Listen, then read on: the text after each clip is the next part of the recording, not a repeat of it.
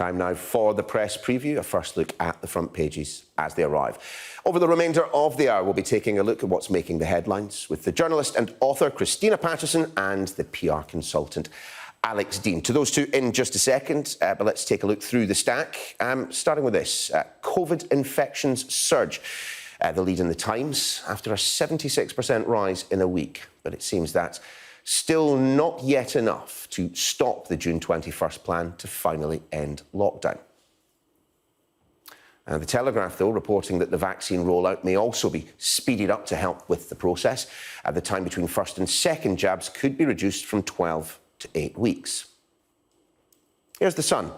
It says the Prime Minister was urged last week to stick to ending lockdown on June the 21st. The Daily Express quotes the Health Secretary as saying that Britain's vaccine rollout is helping win the battle against new variants. Here's the Daily Mail. It leads with that item we just had a second ago, the ruling that the Pfizer vaccine is safe for children aged 12 to 15, saying a rollout for teenagers is but weeks away. Related story in The Guardian, which reports that school leaders are calling for pupils to be vaccinated as a matter of priority. What a border farce, exclamation mark. That's the lead in the Mail after it discovered that Channel migrants have been secretly picked up by British boats while still in French waters and taken to Dover. And the Financial Times leads with plans for major reform of the tax system by G7 economies to make sure that multinational companies pay some more. And the Daily Star reports on BBC One's plan to hire continuity announcers with regional accents in an effort to be more diverse. We're joined tonight by the journalist and author Christina Patterson and the PR consultant Alex Deane. Lovely to see you both. And an awful lot in the papers this evening, Christina, on COVID. Let's start with the front page of the Times. Yeah, from a distance, this does look worrying. Their headline, COVID infections surge, the fastest rise since September. How concerned are you by this? We always have to remember, don't we, that there was always going to be a rise in COVID infections when we started getting rid of the restrictions. Yes, there was always going to be a rise in COVID infections, but 76%, I would say, is very worrying indeed. And there wasn't always going to be a rise on this scale. The reason it's on this scale is because our Prime Minister didn't close flights from India for more than 2 weeks, even after they knew. They knew there was a variant of concern from India in early April, and it took, I think, 2.5, maybe 3 weeks before they actually made India a red country.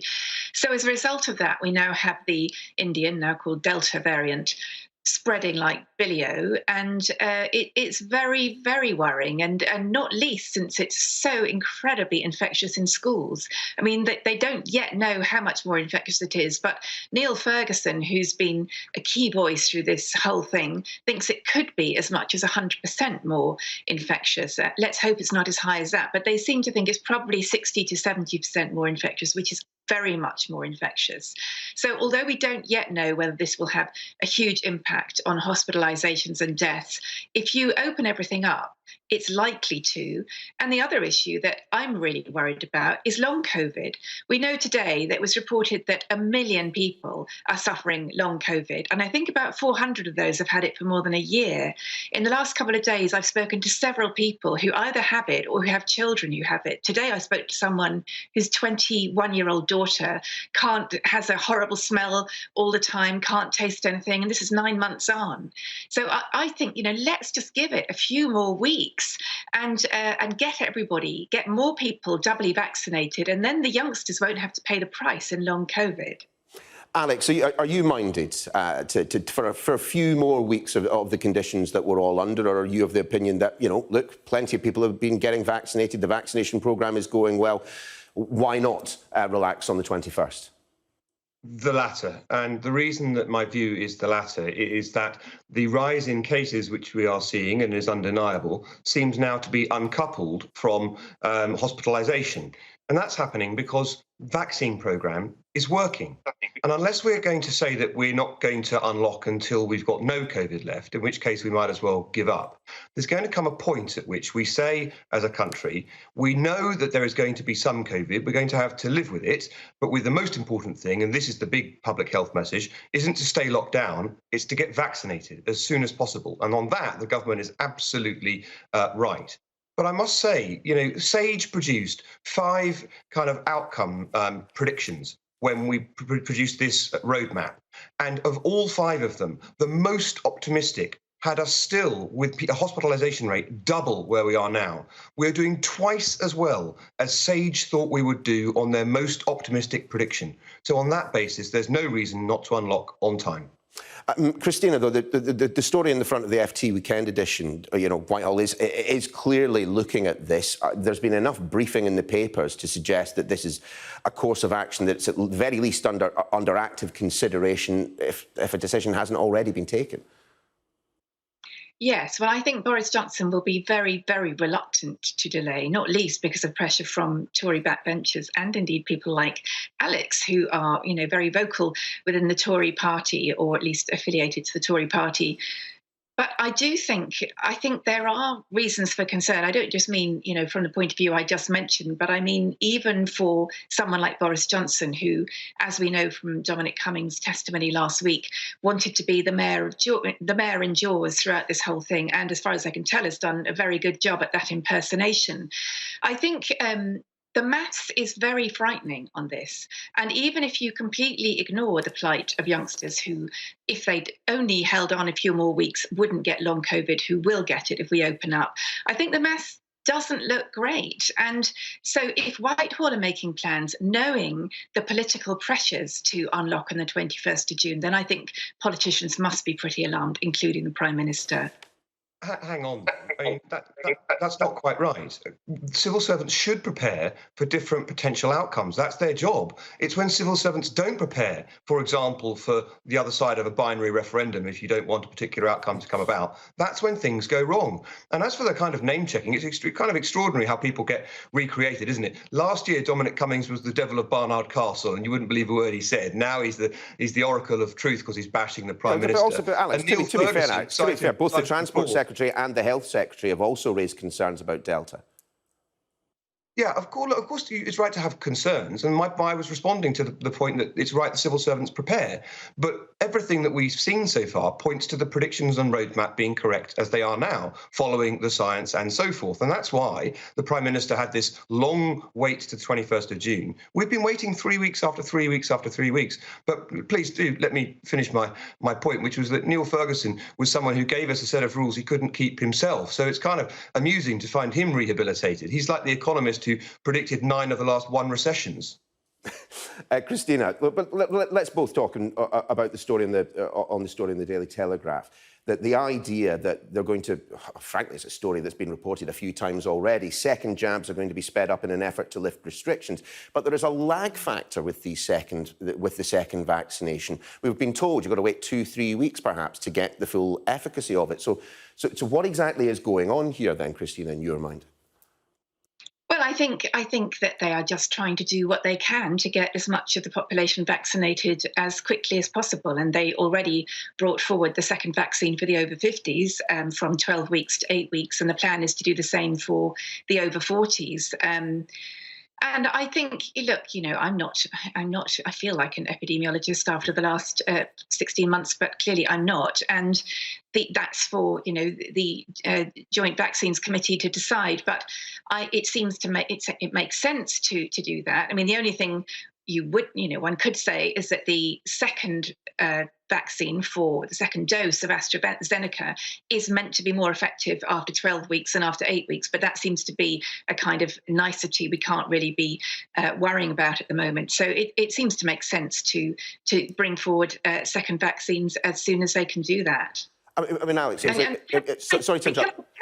Alex, Sorry. it was a point we made during the papers last night. When you have an incredibly effective second jab vaccination programme, it does make it a lot more difficult for the Prime Minister to go slow, to move away from the June 21st date, doesn't it? Because, as I think you were saying just at the very beginning of the programme, look, if people have got 2 jabs in their arm, they will be sitting there going, look, what else do I have to do before I get my life back? I mean, it's daft now. We're starting to talk about treating vaccinated people in the same way that we treat unvaccinated people. The point of having the vaccination is to be free once again, and the ramifications of having the jab should be profound for you. And lest my remarks suggest I'm some sort of form of sceptic, I've had my first jab, AstraZeneca, and I'm very keen to have my second. I think that the acceleration government should do is bringing forward jabs and getting second jabs into our arms as soon as possible. But it seems to me, on all the evidence, that the 21st of June deadline is one that we can absolutely honour. Guys, we will pause there and we'll have plenty more to talk about after the break, including this. Are UK border patrols actually collecting Channel migrants in French waters? There's the story there. We'll be discussing the Daily Mail front after this.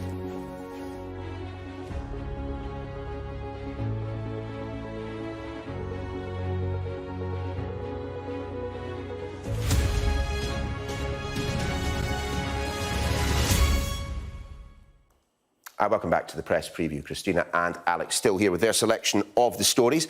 And Alex, this is an interesting one in the Daily Mail, and I just did a quick request to my floor manager to see if I could get a copy of the inside on this story, because I don't quite understand it. What a border farce. What on earth is going on with this? Yeah, it would seem that not only do we now have a situation where our arrangements effectively invite people to undertake a very dangerous journey across a hazardous body of water, one of the busiest in the world, to come as illegal migrants, which is what you are if you're trying to come in this fashion rather than applying for asylum or refugee status where you should do. Instead of just doing that, what we're also doing is running a taxi service into French waters to pick people up and bring them back here. To be absolutely clear, if somebody is still in French waters, there are the French police's and the French authorities' responsibility. And if the French have got hold of them, they should be taking them back to France and dealing with them there. Indeed, that's what the French should be doing with all of these people. Quite what it is that's so unattractive about France that means they don't apply for asylum there in the first place, I don't know. But let's be clear, this is down to the French. And it's extraordinary that we're running this taxi service to go and pick them up. And only the mind boggles at the extent to which this will encourage more people to try to do exactly what is happening here. Christina, you'll forgive me for having a slight sense of disconnect here, because, this is the Home Office of, the hostile environment policy. Priti Patel is not necessarily known for trying to send boats out there. So I do wonder if we're getting the full story on all of this. But as Alex says, if these boats are in French waters, surely the immediate responsibility, if lives are at risk, is on the French. Well, it's an absolutely baffling story, and without more information, it's quite hard to comment on it. I mean, my only sort of wicked thought is perhaps they're doing it to upset Priti Patel, because obviously she has such a very hard policy. But I don't. That's Machiavellian. It's absolutely baffling. Look, if people were struggling for their lives in front of you, or they had fallen off a flimsy boat, then I would challenge anyone not to want to scoop them up and rescue them, whatever the rights and wrongs of their legality or illegality. And Alex is right, these are mostly, of course, until people claim asylum, and if they claim asylum and are found to be eligible or not, we don't know. But the method of getting into the country is not legal, and they are mostly in the hands of people smugglers. So at the moment, we have a completely broken system where we are delegating who gets into our country into the hands of people who are operating illegally and who are making money out of it, and people are drowning in the process. So I think that the whole system hugely needs overhauling, but sure, it does seem surreal for our border force to be going into French waters and saying, come on over. Well, in part 3 of the story, in fact, we discovered that it was a Home Office source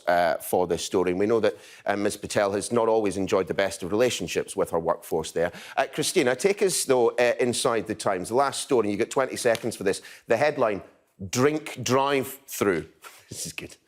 Well, A female soldier, Keely Goodall, who is a lance corporal, was found to be 3 times over the drink drive limit, but the officer who stopped her, she tried to order a McDonald's from, thinking she was in a drive-through, and I'm afraid this tickled me. I mean, I suspect many of us have been drinking slightly more than we should have done during lockdown.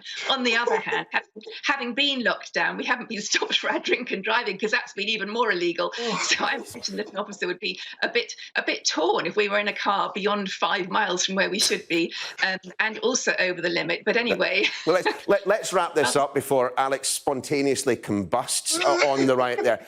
We will see you again at the top of the 11 o'clock hour for much, much more.